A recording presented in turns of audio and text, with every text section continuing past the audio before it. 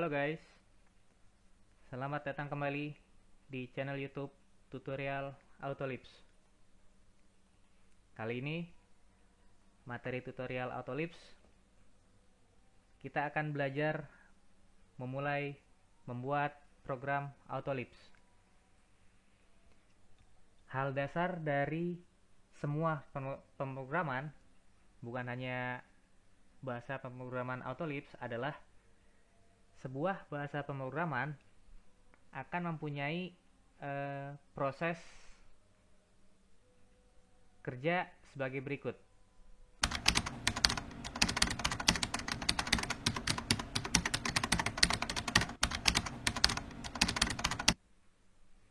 Ini adalah proses secara general dari semua bahasa pemrograman. Jadi, seluruh bahasa pemrograman, bukan hanya Autolips saja, konsepnya yang digunakan adalah input, proses, output. Input adalah proses yang digunakan untuk meminta masukan dari user untuk diolah selanjutnya di bagian proses. Lalu, proses adalah melakukan pengolahan data sesuai dengan fungsi dan tujuan sebuah program. Lalu selanjutnya adalah output. Output adalah hasil keluaran dari sebuah proses program yang diinginkan. Katakanlah kita coba masuk ke program DDG. Kita buka filenya.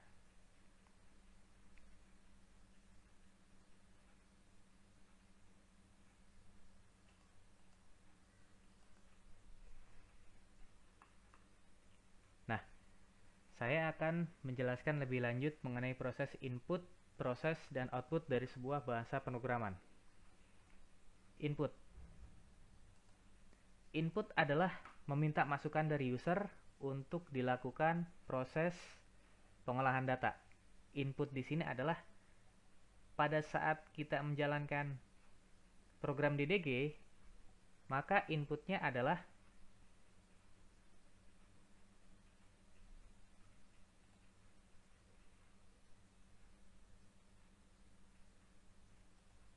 tebal dinding.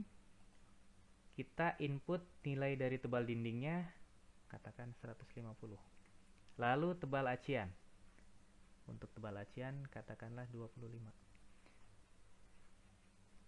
Tebal dinding dan tebal acian merupakan input dari sebuah proses bahasa pemrograman. Lalu selanjutnya proses. Nah, proses ini akan melakukan pengolahan data dari input untuk diteruskan menjadi sebuah output. Nah, proses ini apabila di dalam file Autolips akan melakukan proses perhitungan untuk koordinat dari garis as sebuah denah ini dan membuat ketebalan tembok menjadi tebal 150 dengan tebal acian 25. Lalu untuk output adalah akan menampilkan bentuk dindingnya di file DWG dengan ketebalan dinding 150 dan ketebalan acian 25. Seperti ini.